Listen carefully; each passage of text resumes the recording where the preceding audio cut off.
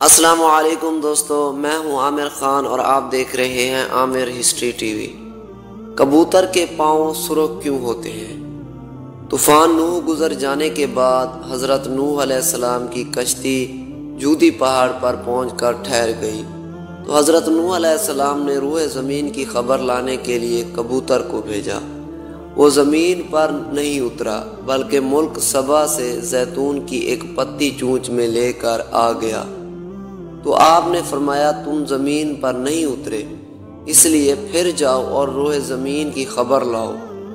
تو کبوتر دوبارہ روانہ ہوا اور مکہ مکرمہ میں حرم کعبہ کی زمین پر اترا اور دیکھ لیا کہ پانی زمین حرم سے ختم ہو چکا ہے اور سرخ رنگ کی مٹی ظاہر ہو گئی ہے۔